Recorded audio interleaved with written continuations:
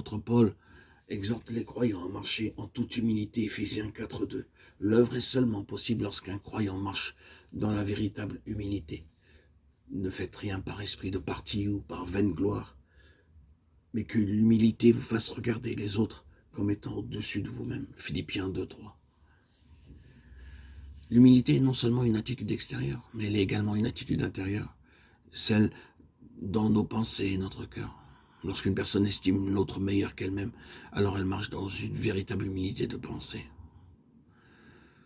Nous rencontrons des luttes et divisions même parmi les croyants parce que nous ne trouvons pas en nous cette attitude de cœur. L'attitude humble de Paul transparaît dans ses écrits.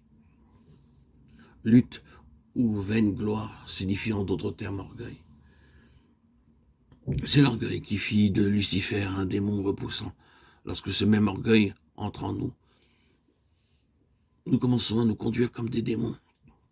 Malgré le fait que nous donnions notre vie pour les autres, nous essayons d'enlever la vie des autres.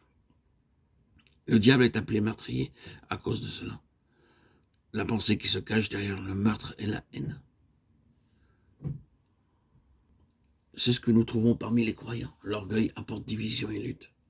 Nous pouvons estimer les autres meilleurs que nous-mêmes, lorsque nous voyons le vieil homme en nous et l'homme nouveau chez les autres.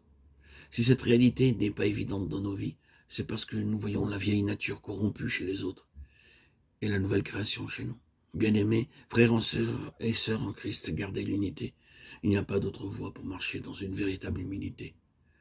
Nous pouvons être sûrs que le Seigneur, à son heure, nous élèvera.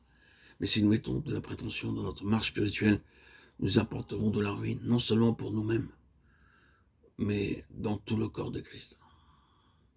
Dans ma propre expérience, je peux déclarer que cette attitude d'esprit est une des choses les plus difficiles.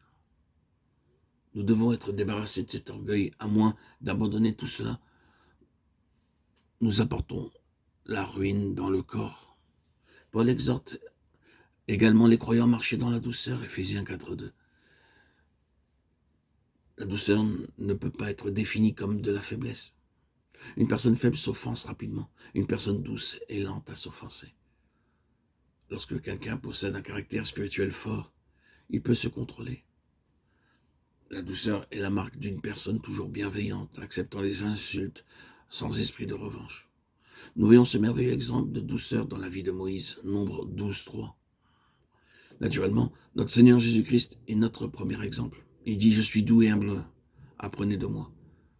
À part notre Seigneur, nous pouvons apprendre de Moïse, l'homme de Dieu, lorsqu'il fut injurié par sa propre sœur et son propre frère.